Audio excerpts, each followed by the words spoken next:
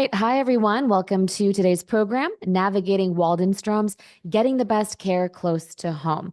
And what does that mean? We know most Americans are getting their cancer care at the local hospital or local clinic, not at the large academic institutions, not regularly, and maybe not even at all. But you may also be hearing a lot for blood cancers like Waldenströms on how important it is to see a specialist. Again, what does this mean? And how can patients and their care partners successfully get the best care for them? I'm really excited to get to this conversation. But first, I'm Stephanie Trong. I'm founder of The Patient Story. I was diagnosed with a different kind of non Hodgkin lymphoma, diffuse large B cell lymphoma. And in the time I was getting my 600 plus hours of chemo and immunotherapy, is when the idea came up, how can I and others help cancer patients and care partners navigate life at and after diagnosis? And so that's what The Patient Story focuses on. We aim to build community through in-depth patient stories. We reach millions of people every month. We build educational discussions like today's. And we do this in collaboration with amazing partners like the Leukemia and Lymphoma Society, or the LLS, and the International Waldenström Macroglobulinemia Foundation, or IWMF. The LLS offers free resources like its information resource specialists, who are one free call away for support in different areas of blood cancer. And the IWMF offers many support resources specifically for the Waldenströms community, including dozens of in-person support groups around the world. And that's, of course, in addition to so many that are happening online. We also want to thank our sponsor, Pharmacyclics, an AbbVie company, for its support, which truly helps us to host more of these programs and for free to our audience. I want to stress that The Patient Story retains full editorial control over all of this content, as always. And while we hope that this is helpful, keep in mind this is not a substitute for medical advice. So still consult with your own team about your decisions. Lastly, of the housekeeping, I promise, we always want to hear from you. We know it takes a lot to make it here, to take your time out and to show up, and we want to do better always. So a survey will pop up at the end of this discussion. Please let us know what could be better, most importantly, what you want more of, and things that have worked in these discussions. And that will come up after this program ends. Okay. So now on to what is sure to be an incredible discussion led by friend of The Patient Story and, of course, longtime advocate with the IWMF, Pete DeNardis. Pete, take it away. Hello, and welcome to our session on improving outcomes for Waldenström's patients. Today we'll be focusing on improving those outcomes in a community-based care setting. I'm Pete DeNardis, Chair Emeritus of the International Waldenströms Macroglobulinemia Foundation and a longtime volunteer for the organization. I'm a patient myself, was diagnosed in October 2003, and have had multiple periods of treatment and watch and wait status over the years. My treatment has included chemotherapy, radiation, monoclonal antibodies, and targeted therapies. Most recently, my WM is behaving itself. I live in a suburb of Pittsburgh, Pennsylvania in the United States, and my care is directed by a hematologist at a cancer teaching hospital in Pittsburgh. Over the years, I have had overnight stays in a university-based hospital and in local community hospitals in emergency situations. So before we get started, Dr. Eltoukhy, is there anything else you wish to add about your background and experience with patients, and also Maria Lamantia, if you want to chime in also? So I'm Dr. Eltoukhy. I'm a clinical assistant professor with with Robert O. Johnson Barnabas Health and the Rutgers Cancer Institute of New Jersey, and I'm a hematology specialist, specializing in blood cancers. And I work out of my role is a little interesting. I work out of a community-based setting, but in close partnership with our academic center, the Rutgers Cancer Institute.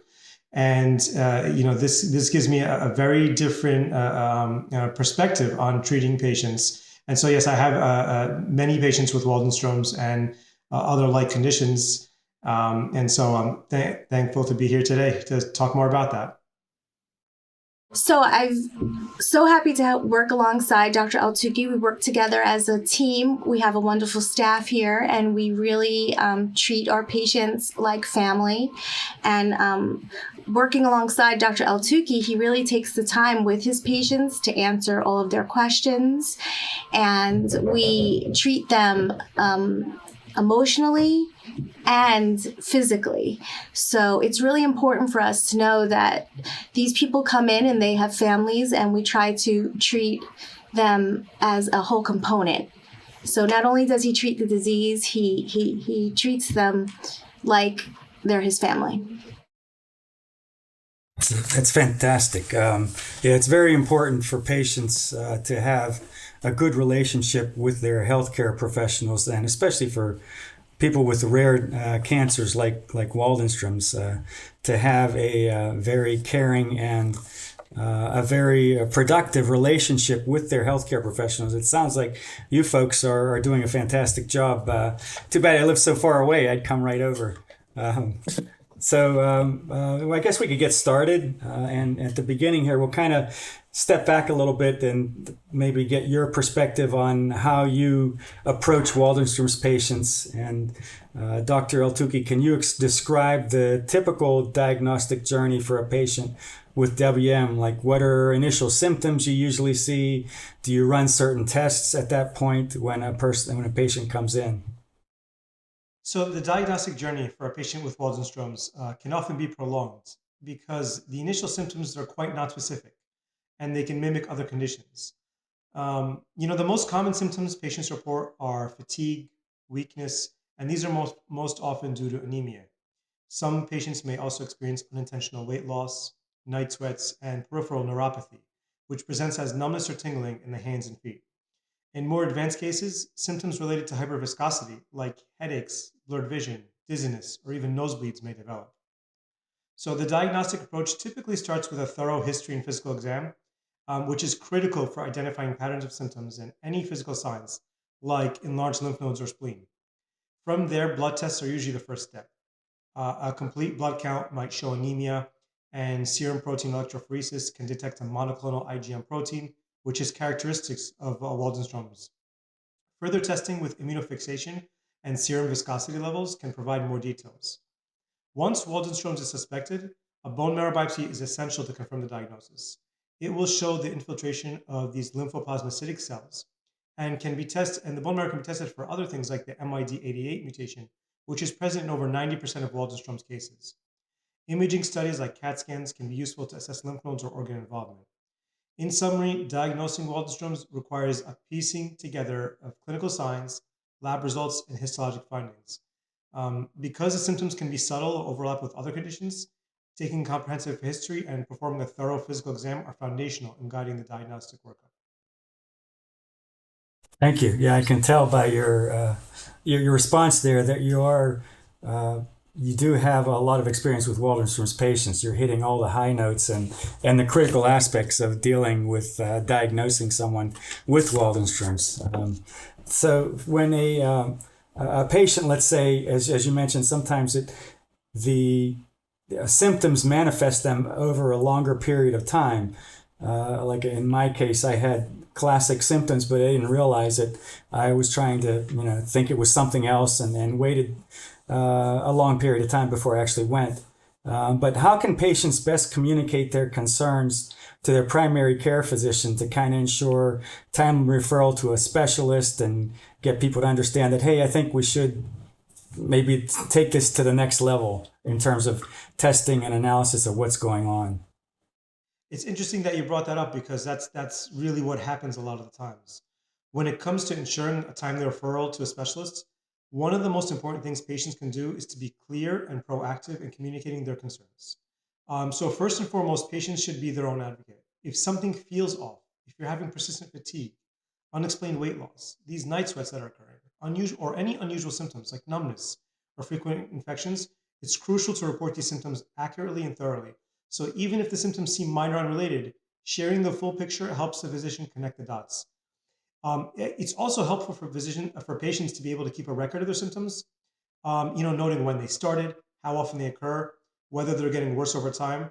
This level of detail provides valuable context that can prompt a physician to dig deeper and consider, a hematologic cause like Waldenströms. In addition, really, there should be no hesitation to express concerns directly.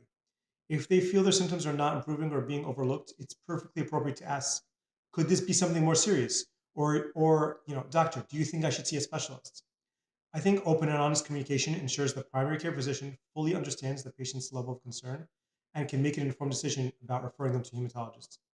Ultimately, while I know that physicians play a key role in guiding care, patients who actively engage in the process and advocate for themselves really help ensure this timely, appropriate evaluations. Thank you. That's very good advice. I really appreciate your perspective on that. Kind of switching now to like post, let's say post diagnosis, and the idea of going to a community care or community healthcare setting. So an important aspect of getting treatment and receiving treatment is where you get treatment in many cases. So, of course, what determines that could be your geography of where you're located and what type of services are available to you, at least, especially in the United States and probably in other countries also. So that brings up that conversation of cancer care in a community setting, maybe in a more of a suburban/rural setting. But what's the difference between a community hospital versus an academic center or a cancer hospital, and how can people best understand the difference between them, and if it does make a difference as to which one they go to? So when we talk about cancer care in general, especially for rare diseases like Waldenström's, the setting where a patient receives treatment, can be just as important as the treatment itself. So broadly speaking, there's key differences between community hospitals and academic medical centers or more specialized cancer centers. By design, community hospitals, they're designed to provide general healthcare services to the local population. So they offer a wide range of medical care, from routine checkups to managing common conditions and even some cancers. The care team in these settings are skilled at treating a broad spectrum of diseases, and for many patients with more common or straightforward cases, community hospitals are convenient and provide excellent care close to home. Accessibility is a big advantage here because patients don't have to travel far, as they often have a more personalized and they also often have a more personalized relationship with their care team. Now, on the other hand, academic medical centers and specialized cancer hospitals focus heavily on research, teaching, and clinical trials. So these centers are often affiliated with medical schools and are involved in clinical trials, which means they're on the forefront of new treatments and therapies. Patients treated at these centers may have access to novel therapies that aren't widely available in the community setting. Additionally, these institutions have multidisciplinary teams. So these include hematologists, pathologists, and other specialists who focus specifically on rare cancers, providing a more specialized approach. In terms of patient populations, your typical community hospital will manage more common cancers and straightforward cases, while academic centers, are more in tune to see the more complex, rare, or treatment-resistant cases. However, this does not mean that community hospitals cannot manage diseases like Waldenström's effectively. Many do, such as ours, especially with proper collaboration and referral pathways. Ultimately, the best approach may involve a balance between the two settings. Patients might receive specialized consultation at an academic center while continuing their routine care and follow-ups in the community, ensuring both accessibility and the cutting-edge treatment options. All right, Dr. Eltoukhy, thank you so much for all of that. I just wanted to jump in very quickly as we do have two patient perspectives here about how they were able to figure out the best Waldenström's care for themselves. Two very different situations. You had Anne Marie, who was diagnosed a few years ago and heard right away to get a specialist. Bob, on the other hand, diagnosed in 1997, very different time, says the IWMF was really instrumental in helping him link between local care team and a specialist. So Bob, what was it like trying to figure out your care almost 3 decades ago? My local oncologist, first of all, didn't have knowledge of how I should be treated. What we were able to do with IWMF is just get Arnie's advice at the time and said, there's some research going on at Scripps. There's some research going on with Dr. Alexanian at MD Anderson. There's some research going on around this at Lombardi Cancer Center and a couple others, and certainly Mayo Clinic. And so we visited a few places to try to go through the discovery of what might seem to make the most sense to be treated, bring that information back to my local oncologist, Dr. Lassane, and allow him to be my quarterback. And if you are lucky enough to go someplace that has that specialized care, I think that's crucial in terms of they understand the disease, the diagnosis, the different treatments, future treatments, what that can look like, the research. So it really, and all the positivity that comes along with that. What's challenging with Waldenströms is general practitioners, general hematologists don't really understand what it's all about in terms of care and that next level in terms of getting treatment. And so they look at it more broadly in terms of this is a cancer. Whereas when you go to the next level and you get that targeted Waldenström's specialty, they should treat it more as disease management, if you will. Mhm.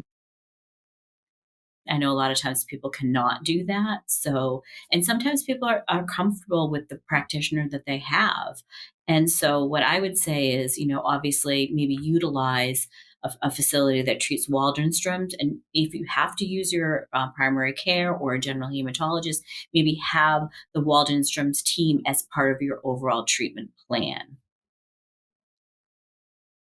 Thank you. Yes, that is valuable advice. I think in my own situation, I go to a local or to a cancer hospital, it's more of a university-based hospital, only because it's convenient, I guess, as convenient as going to a community hospital. So I just go directly there, and my condition is a little unusual, even among rare cancer patients. So given all that, what would you consider is the biggest challenge to providing cancer care in a local community setting, let's say in a rural setting? What's a major challenge? So one of the biggest challenges in providing cancer care in the local community setting really comes down to the availability of resources. It's not about the knowledge or expertise. So we have highly skilled specialists, myself included, who are dedicated to treating complex conditions like Waldenström's. The challenge lies more in the infrastructure and the support systems compared to larger cancer centers. So, for example, while I can offer phase 2 and 3 clinical trials in my community practice, phase 1 trials, which are often the first step in introducing new therapies, typically require more specialized resources and are more readily available at larger academic or dedicated cancer centers. So this includes things like specialized monitoring, regulatory oversight, and more intensive support systems. Another significant factor is personnel. So larger cancer centers tend to have extensive multidisciplinary teams with dedicated staff for clinical trials, patient navigation, and supportive care services. In the community setting, we operate with definitely more leaner teams, which means it can be more challenging to coordinate the logistics of complex care or get patients enrolled in trials as quickly as we'd like. So it's not that care is any less thorough, but the resources to streamline and support those processes are more limited. That said, working closely with a cancer center, as I do, helps bridge some of those gaps. We can offer high quality, specialized care locally while collaborating with larger institutions to ensure patients have access to the full spectrum of treatment options when needed. The goal is always to deliver the best possible care, whether it's in the community or at a specialized center. That's great. I like how you touched on clinical trials. We try to encourage patients in the Waldenströms macroglobulinemia community to seek out clinical trials whenever they can. And it's good to know that even in a community hospital setting, that patients can participate in a clinical trial. From a community hospital setting, the collaboration is important, like you mentioned, with the larger hospitals when that need arises. Are there circumstances where you do refer your patients maybe to a larger center or someplace to another hospital setting where there are more people with more extensive knowledge or more facilities that can tend to their particular circumstances? Yes, there is. So, as a blood cancer specialist practicing in a community setting, I feel fully confident managing a wide range of hematologic malignancies, including Waldenström's. My knowledge and expertise are not the limiting factors when it comes to providing high quality care for these patients. However, collaboration with our main cancer center and other academic institutions is vital to ensuring patients have access to the full spectrum of treatment options when needed. So there are typically two main circumstances where I would refer a patient to a larger center. The first is when additional resources or specialized support are necessary. For example, if there's a clinical trial, particularly an early phase trial, that could offer a promising new therapy not available in our community setting, I would absolutely refer a patient to take advantage of that opportunity.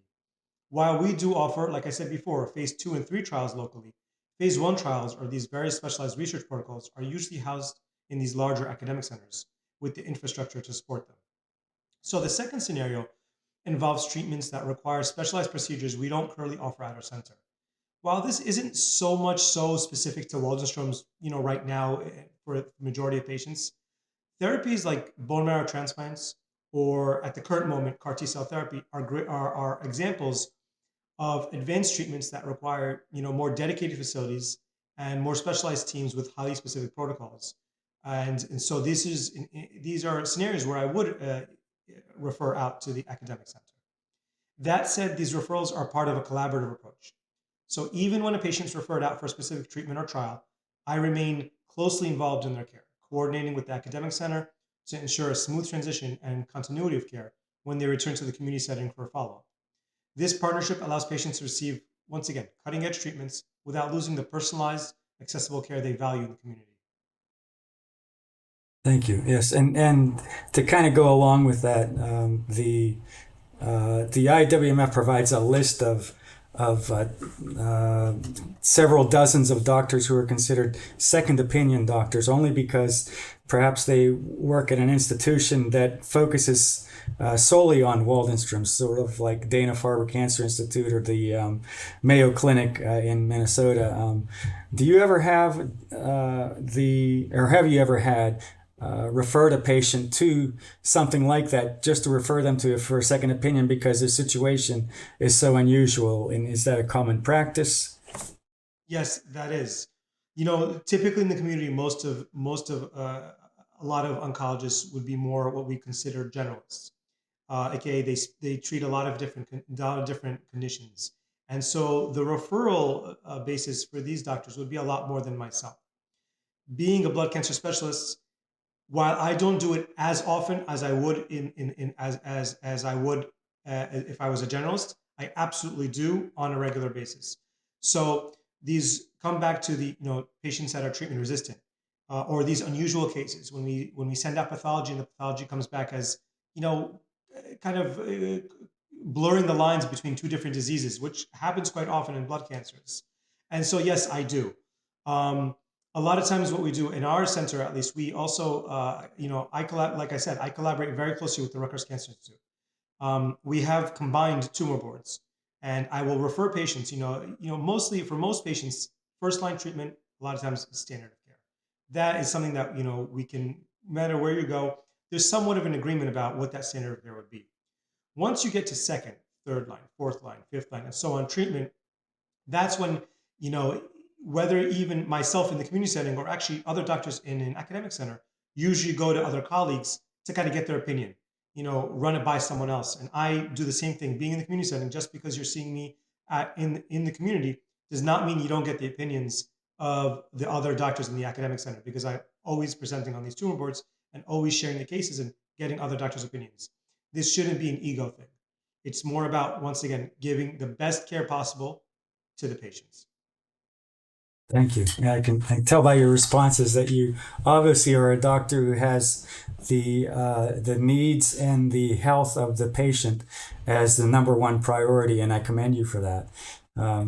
So can you describe, like, for those patients that maybe don't require specialized care, how perhaps actually going to a community hospital is in their best interest and can actually benefit them? So yeah, there's this common misconception that community cancer care isn't as high quality as what you'd find at a larger academic center. But that's just simply not true. For many patients who don't require highly specialized treatments, receiving care in a community setting can actually offer distinct advantages without compromising the quality of care. So first and foremost, being treated closer to home means patients are in a familiar environment, surrounded by their support system, such as family, friends, and their local community. That comfort can play a huge role in how patients cope with a cancer diagnosis and treatment. It feels like you're in your own backyard, which can make the entire experience less overwhelming. But it's not just about convenience. Our community cancer center is equipped with a multidisciplinary team, which is essential for providing comprehensive care. We have radiation oncologists, we have surgical oncologists, pathologists, radiologists, and medical oncologists / hematologists all working together. We regularly hold tumor boards where complex cases are discussed collaboratively, ensuring that multiple expert opinions shape each patient's care plan. Even for disease sites where we may not have a dedicated tumor board locally, we seamlessly collaborate with our main cancer center to ensure every patient benefits from the collective expertise. Excuse me. So even though patients are receiving care in a local familiar setting, they're still getting the benefit of a specialized collaborative treatment. It's not one doctor in isolation. It's a coordinated team effort and to provide the best possible outcomes. For many patients, this combination of that high quality care and the comfort of being treated closer to home is honestly the ideal scenario. Fantastic. That's great. Thank you. Can And I then, add to that sure. just quickly too? I just wanted to say that we offer also procedures in the clinic setting for those that are, a little frightened to be in a hospital setting. So we do bone marrows. We have a very skilled, qualified staff to assist Dr. Eltoukhy, and we're able to do that right in an office setting. So that's really helpful for a lot of the patients that have that fear of going into the hospital. And also, we're conveniently located right on the same campus as Community Medical Center. So just knowing that the hospital is so close by is also very comforting and convenient to our patients. And the building that we're actually in is compiled of all oncology-based physicians. So it's kind of a one-stop shop here as well. And all of the doctors collaborate with Dr. Eltoukhy. That's great. That does sound like you have an ideal environment there, and especially even, people tend to think, no offense, but tend to think lesser of the community-based hospital when actually you're providing the same quality of care as if they went directly to the university-based hospital. So that shouldn't be a concern. But then on a flip side, then going to a community-based hospital, is there a cost savings like to the patient for going that route? Besides, obviously, they're getting the same standard of care, but is it more affordable for certain patients to do that? I do think so. So care at a community hospital can be often more affordable and accessible for patients, and that's an important factor. When you're considering treatment options, one of the biggest advantages is the reduced financial burden related to travel and lodging. So when patients are treated closer to home, they don't have to worry about the added expenses of traveling long distances, taking extended time off work, or even arranging accommodations, closer to a larger academic center. And this alone can make a significant difference, especially for patients undergoing long-term treatments, such as patients who have Waldenströms. Aren't, a 3 months, 6 months, and we're done. It's more often very, very long-term treatment where you're seeing the doctor very regularly. From a healthcare cost perspective, community hospitals can also offer more cost-effective care without compromising quality. Administrative and operational costs tend to be lower in the community setting, and that can translate into lower out-of-pocket expenses for patients. Additionally, treatments and services provided locally often come with fewer facility fees compared to these larger institutions. And another important factor to consider is insurance coverage. So community hospitals are typically well integrated with the local insurance networks and making it easier for patients to access care that is covered under their plan. So this can help minimize unexpected medical bills or any out-of-network charges that might arise when seeking treatment at larger, more specialized centers. Ultimately, by offering, this high-quality, comprehensive care in a local setting, community hospitals provide patients with both financial and logistical advantages. And this accessibility ensures that patients can focus on their treatment and recovery, and without all that added extra stress of the significant financial strain. Thank you. Yes, I appreciate that response.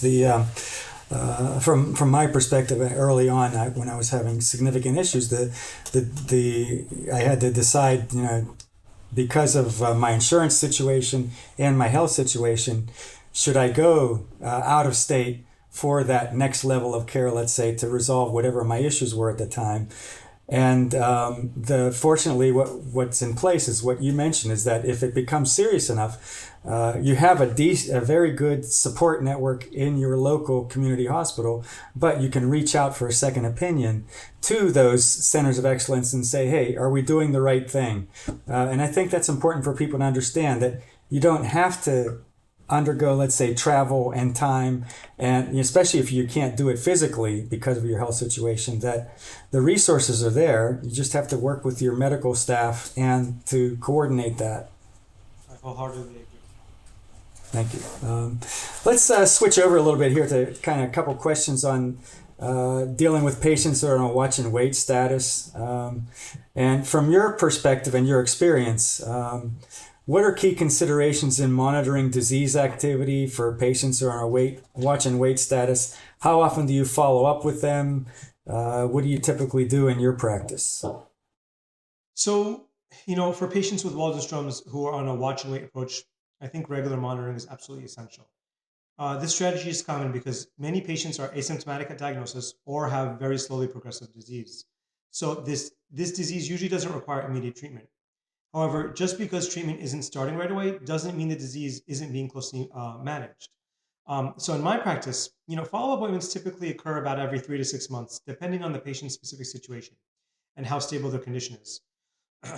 During these visits, we focus on both clinical assessments and laboratory monitoring as well.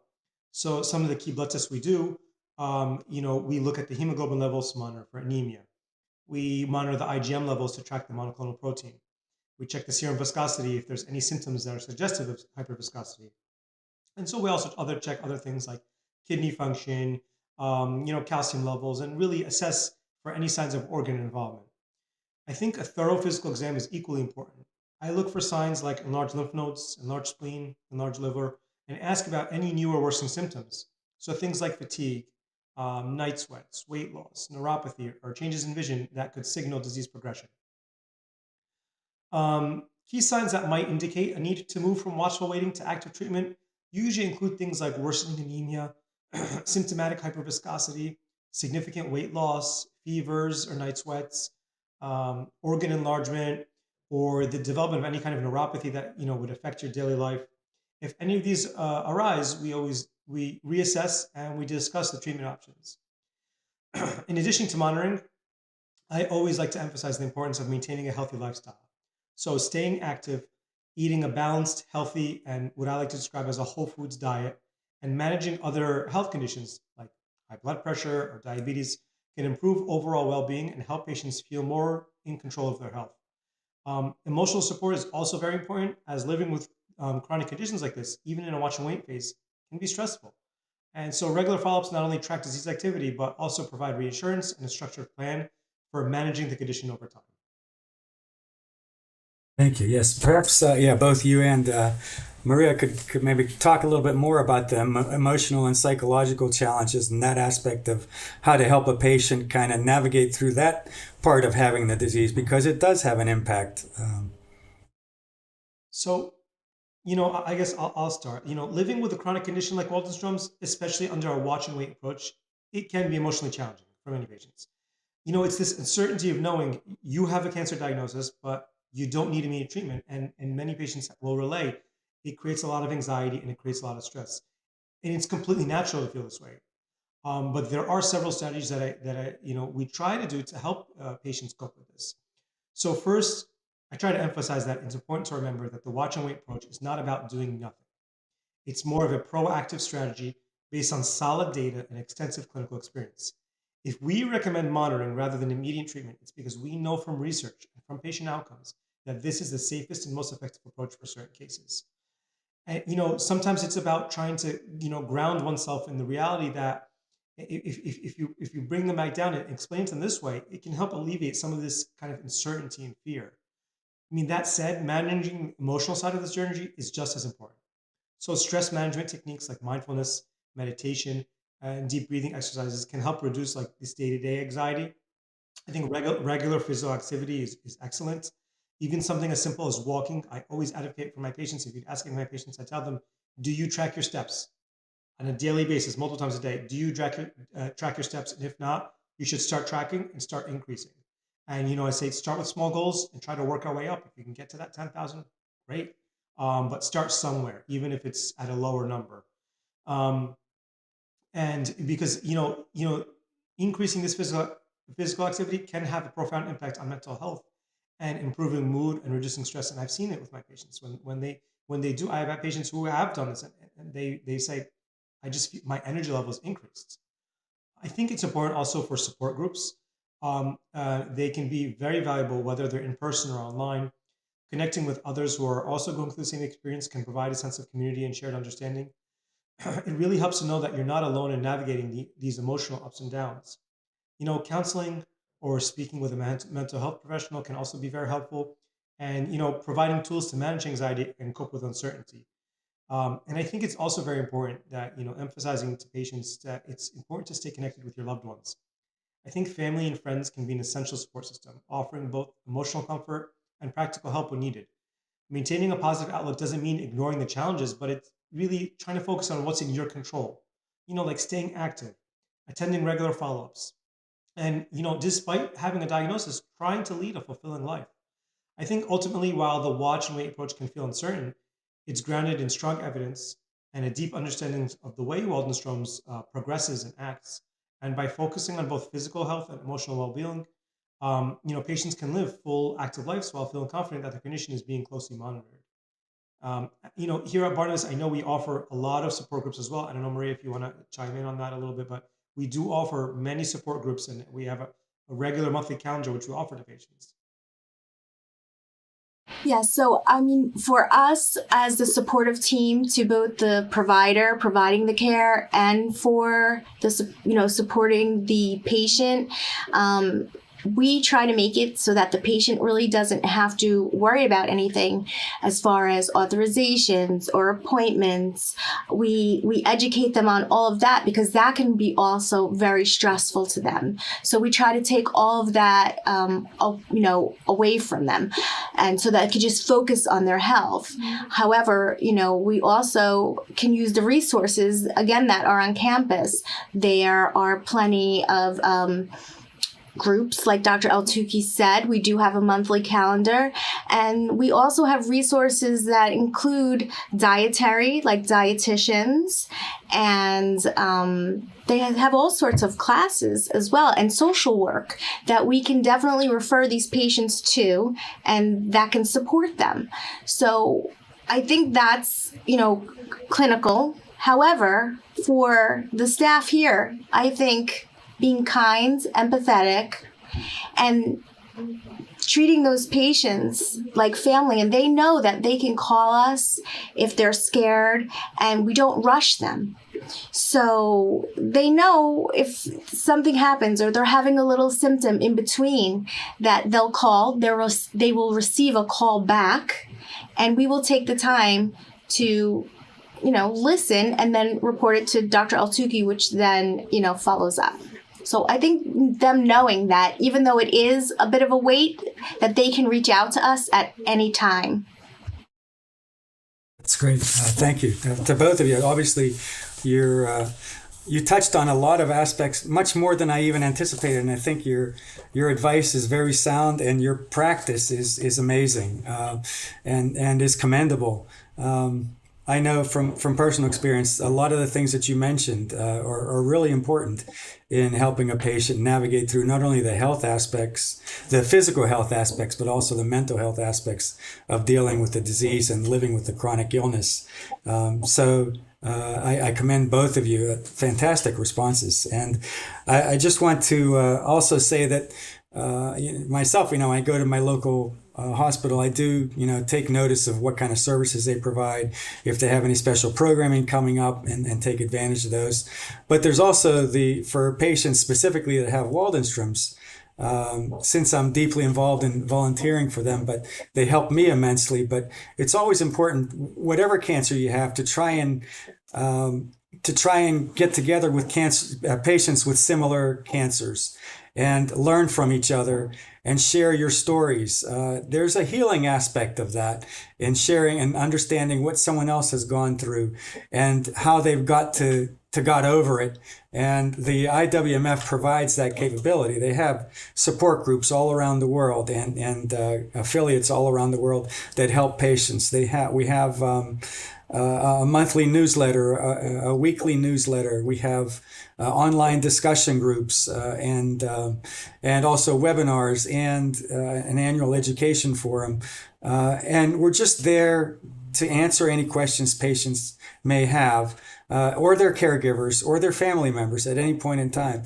So I just encourage people, just go to iwmf.com and check out their services. So it's an extra level of care that you can get besides what you're getting from a very caring hematologist or oncologist and a very caring staff that works with them. So I can't speak highly enough of both very qualified medical community and medical staff and the IWMF, because, put those two together and you're in very good hands. Another thing that comes up sometimes is especially when you're dealing with a disease that is chronic and you're in those watch and wait periods, and sometimes these odd manifestations come up, things that you think, oh, it's the disease. How should a patient approach communicating those symptoms? Should they not say it? Should they say something? What's your advice to communicating any symptom, let's say, to their healthcare team? So I think effective communication with your healthcare team is crucial when managing a condition like Waldenströms, especially if you're on a watch and wait approach. One of the most important things patients can do is to promptly report any new or worsening symptoms. So you don't have to wait for your next scheduled appointment, whether it's in 3 or 6 months. I end every single visit with my patients telling them, if anything comes up before the next appointment, just call and come in, right? And I think, I don't say that as just filling in the gaps. I tell the patients over and over again, do not wait, just come in. And I think it's important for the patients to understand that and to know that you can reach out to your doctor. You don't have to wait. You're not bothering anyone. Actually, we want you to do that. We want you to come in. I want to know if anything's going on because, some of these symptoms, we talk about hyperviscosity, right? You want to catch something like that very, very early. So no, don't wait. Call your team, say, can I see the doctor right away? If you can't see the doctor's on vacation. Can I see one of their colleagues? Can I see the nurse practitioner? Can I see someone? If something feels different concerning, reach out right away. That's what we're here for. I think the other thing is keeping a symptom diary can be a very helpful tool. I think by tracking how you feel on a daily or even you want to do weekly basis, you can start to identify patterns or changes over time that might not be obvious in the moment. So note things like fatigue levels, changes in weight, night sweats, any new pains anywhere, any new neurological symptoms, so like numbness or tingling. This kind of detailed information can give your doctor and the rest of your team a clearer picture of what's happening and can help guide decisions about whether it's time to adjust your plan. Listening to your body and trusting your instincts is also a key. No one knows your body better than you do. So, and the doctor doesn't know, you know your body best. If your gut is telling you that something isn't right, whether it's a new symptom or a shift in how you're feeling overall, it's important to speak up. Nobody is going to think, like it comes back to what I said before. You're not bothering anybody. No one's going to think otherwise. What's the worst case scenario? It wasn't the Waldenströms. Okay, fine, that's it. And so I don't, as a patient, don't think anything of it. We want you to tell us all the new symptoms. We want to know what's going on because we're here. Ultimately, what are we here for? We're really here to help the patient. And so, sometimes also, things like subtle changes can signal that it's time to reassess and time to maybe take a different plan. Or, if you were on the cusp of considering treatment, maybe it's time to maybe not really consider it or not consider it. Remember that your healthcare team, your doctor, the staff, everyone is your partner on this journey. Open and ongoing communication ensures that we can address concerns early and adjust care as needed. So, once again, don't hesitate to reach out. We're here to support you. This is why we're here. We're here to support you every step of the way. Thank you. That's you mentioned like what's the worst case scenario. I like to think that worst case scenario is they'll say, well, it has nothing to do with your Waldenströms. Take an aspirin and you'll be fine. Exactly. So what's wrong with that? um, let's kind of, this is an opportunity now to kind of move to a different topic, but it does have to do with treating Waldenström's patients. And you mentioned earlier that even in a community hospital setting, that you do participate in clinical trials. So are clinical trials, especially at your organizations, being conducted in your setting? And maybe you can remind us what you said earlier of what kind of trials you have your patients participating in. So across all cancers, I mean, we currently have over 50, I want to say now over 60 clinical trials available at our community cancer center, including many for hematologic malignancies. We offer phase 2 and phase 3 clinical trials. Phase 1 clinical trials we're not able to offer at this time, but all of our trials are phase 2 or phase 3. And I think that offering clinical trials in a community setting is a great way to provide patients with access to that cutting edge treatment without requiring them to travel to larger academic centers. When determining the feasibility of conducting trials in our center, one of the biggest considerations that we look at is resources.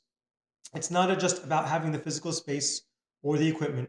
We need to ensure that we have the right personnel and the infrastructure in place to manage trials safely and effectively. This includes dedicated research coordinators, nurses, pharmacists, regulatory staff who are trained in clinical trial protocols and patient safety. Clinical trials in the US are very heavily regulated, and rightfully so. There are strict guidelines and oversight to ensure that every trial is conducted ethically, that patient safety is the top priority, and that data is collected accurately. For us, that means we have to assess whether we can meet all those requirements from patient monitoring to data reporting, and while maintaining the highest standard of care. And ultimately, our goal is to offer trials that are not only scientifically valuable, but also feasible and safe to administer in the community setting. We want to make sure patients have access to innovative treatments while receiving the same level of care and oversight that they would expect from one of these larger academic centers. Thank you. Yes, and just for those who maybe aren't as knowledgeable about clinical trials, can you maybe do a really quick overview of what the difference is between phase 1, phase 2, phase 3 of clinical trials? Sure. So, phase 1 clinical trials really is when a new drug it's kind of a new drug starts to become administered. Once you move on to phase 2, you already have encountered the safety of the drug, and you're more starting to look at efficacy, how it could work. And once you move on to phase 3, now you're doing the broader, you have a better understanding of how well it works, how safe it is, and it's more a broader approach. Let's get the real data on efficacy, on how well it works, and those are the different phases of clinical trials. There is, something called phase 4 clinical trial. That's just always ongoing. So we don't even consider, phase 4. But any drug that's out there is always being monitored just to make sure that it continues to be safe. Because safety doesn't end after phase 1 or after phase 2. Safety is something that's ongoing. Because phase 1, they're usually new drugs that need this very close monitoring. You could have unexpected side effects. We don't quite partake in the phase 1 trials right now, but we have many, many, many phase 2 and phase 3. Thank you for that summary. So for in a community clinical team, what can you do to ensure patients will learn about those clinical trial options and whether they should be concerned about potential side effects of being, let's say, some people think, oh, if I go in a clinical trial on my guinea pig, am I going to be worse off by doing that or not? So how do you educate them? How do they know about these even find out about the clinical trials? So that's a very, very, very common concern. To ensure patients learn about and understand, clinical trial options, I think it really starts with the clinical team, especially with the physician. And I think that physicians should take an active role in discussing these opportunities directly with patients. When I open a clinical trial at our community center, it's because I believe it has the potential to benefit the patients. But it's not just offering a trial isn't enough. We have to make sure that patients understand and are fully informed and comfortable with their options. For me, that means sitting down with each patient and having an open, honest conversation. I explain what we can offer under standard of care. I explain what treatments are currently approved and routinely used, and then I lay out what the clinical trials could provide. I go through the potential benefits, the goals of the study, and also any limitations or uncertainties. It's important that patients understand not just the possibilities, but also the risks and the level of commitment involved as well. One of the most critical aspects of these conversations is avoiding bias. My role isn't to push a patient towards one option or another, but it's to provide them with all the necessary information so they can make an educated, confident decision. What might be the right choice for one patient isn't necessarily the best for another patient, and it's essential to personalize the discussion based on the patient's health status, personal preferences, and lifestyle. Ultimately, patients should feel empowered to choose the path that's best for them, whether that's enrolling in the clinical trial or just sticking with standard of care. By fostering clear, transparent communication, we try to help patients navigate their options and ensure that they're making decisions that align with their goals and values. Thank you. So from a perspective of trying to make sure that your patients are aware of these clinical trials, and that you want them to take advantage of them if it's in their best interest. How do you ensure that they have access to those latest trials? Is it like, how does it work for your like for your hospital system to actually get involved in a clinical trial, especially like for Waldenström's patients? Do you seek them out yourself, or is it are you approached by the folks that are running the trial? How does that process work? So, we recognize the importance of staying connected with larger academic center that may offer these opportunities. And a lot of times we will open trials collaboratively with the Rutgers Cancer Institute. So I think one of the key roles for community medical centers is to understand where we fit within the broader healthcare system. It's not a one-size-fits-all approach. We need to be very clear about what we can effectively manage in our setting and when it's in the patient's best interest to refer them to an academic center for a clinical trial or more specialized treatment. Once again, it's not about limitations and expertise. It's about ensuring patients receive the best possible care, and whether that's locally or through a specialized trial at an academic center. Of course, whenever possible, we want to provide that care closer to home. Like we talked about earlier, it's more comfortable, it's more cost effective, it's less burdensome. And traveling long distances to participate in a clinical trial, though, it can be incredibly challenging, especially when dealing with physical and emotional toll of cancer care. So our goal is to offer as many trial opportunities as we can in our setting, but also to recognize, when a referral is necessary for something more specialized. Effective collaboration means maintaining strong communication with the academic center, letting them know what trials we have open, what we can manage, and just as importantly, what we can't. And by advocating for our patients and fostering these partnerships, we've been able to create a seamless system where patients benefit from both the convenience of the local care and the innovations of cutting-edge research when needed. It's about working together, with us and the Rutgers Cancer Institute to make sure patients have access to the best options wherever there may be.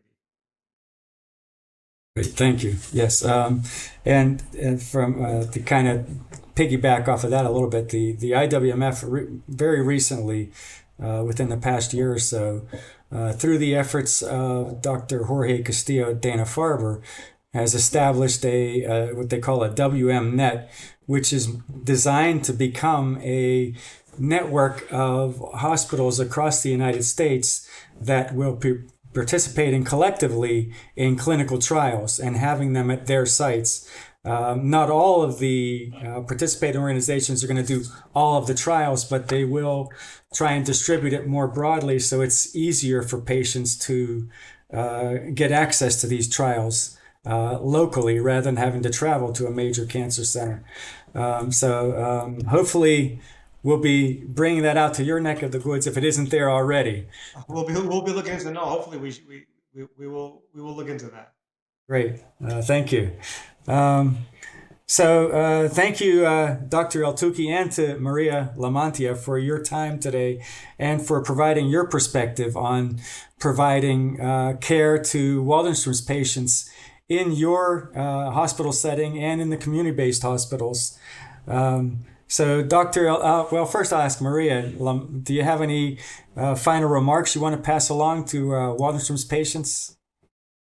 Well, I just want to say that, it is it would be an honor to treat you and to take care of you and to consider our establishment here if you don't want to go to the bigger facility. It is definitely, like I said, a more boutique-like atmosphere, and I think that if you come here and you see Dr. Eltoukhy, you will be in very good hands, because it's just also an honor to work alongside him.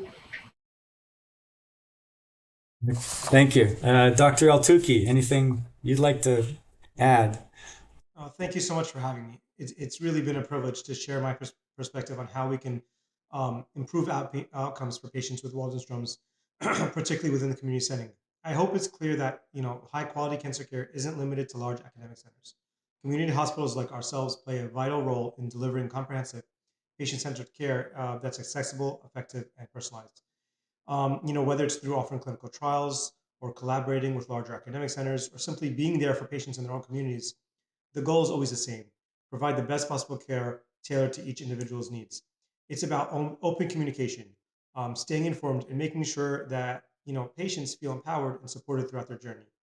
At the end of the day, cancer care is a partnership between doctors and patients, between community hospitals and academic centers, and between healthcare teams and families. By working together, I think we can ensure that every patient has access to the best treatments, the latest research, and the compassionate care that they deserve, no matter where they are. Thank you again for the opportunity to be part of this important conversation. Thank you. And I'd like to add that, it's been a pleasure really speaking to both of you today. I really learned a lot and got a better appreciation, other than what I already have, of the community care practitioners that are out there, and the dedication of all of you that really care a lot about making sure that Waldenström's patients and their family and relatives are on the path to living a healthier and fuller lives. I think you guys are instrumental in making sure that happens. So I commend both of you, and I think Dr. Eltoukhy, you'll be on my short list to have for speakers for future ed forums. I think you're fantastic. And Maria also, it might be interesting. So I may be in touch with you in the future. We would love to help. Great. So I just want to add that for, again, to kind of wrap things up a little bit for WM patients and their caregivers and families, it is very important to establish at the outset, a good working relationship with a hematologist, oncologist that's going to be managing your journey with Waldenström's. It's important to decide what practice or hospital setting you prefer to go to for periodic testing and treatments, or for extended hospital stays if you ever should need them when you have some significant issues. So all the doctors and nurses and physician assistants, medical staff, clinical staff are to be commended for their commitment on a day-to-day basis to help all of us live fuller, healthier lives. So I do want to say that for WM patients and their care partners, I want to encourage them, anyone around the world that's affected by the disease, to take advantage of opportunities that are out there, to find the best local hospital systems that can cater to their needs, but also to be involved with organizations that devoted specifically to their disease, like the International Waldenströms Macroglobulinemia Foundation, or IWMF.com. So the IWMF is actually the only global organization dedicated specifically to the support, education, and research into Waldenström's. By becoming a part of the IWMF community, you would have access to weekly newsletters, quarterly publications, webinars, in-person patient forums, and support groups, all devoted specifically to Waldenström's. The IWMF also has online discussion groups and social media support groups. So no matter where you are in the world, the IWMF will be there to help you. And just go to IWMF.com. Wow, thank you so much to Pete, to Dr. Eltoukhy, to Maria for providing such incredible context. I think my takeaways, there are lots of them, but at the very top of it is very much in line with what we talk about at the Patient Story every day, which is self-advocacy. And especially, of course, in a community like the Waldenströms community, where having long-term care and that long-term relationship is so important. So advocate for yourself. Don't be afraid to speak up for yourself and ask any questions that are coming up for you, whether you're a patient and or a care partner. And I think the key word that Dr. Eltoukhy kept talking about was partnership. It doesn't have to be one place or the other, as long as the medical team is working in partnership for you. So thank you for taking the time out to join us. Again, we really want to hear from you. Yes, what you liked about the program, but more importantly, too, is what we can do even better, what you're looking for when it comes to educational programs, patient stories. If you want to share yours, feel free to contact us. And this is all going to be captured in a survey that's going to pop up after this ends. So we'd love it if you could share your perspectives with us. We also want to thank again our sponsor, Pharmacyclics, and AbbVie Company, for its support of our independent patient program. And would be totally remiss to forget shouting out our partners, the LLS and the IWMF. Remember to check out the links. We've got them alongside our program here for more on all these wonderful organizations and what they provide in terms of quality services for patients and care partners in Waldenströms. All right. So thank you so much for coming. We really hope that this was helpful for you, that you walk away with more knowledge and understanding and maybe more questions after today's program. We hope to see you at another discussion. Thank you and take good care.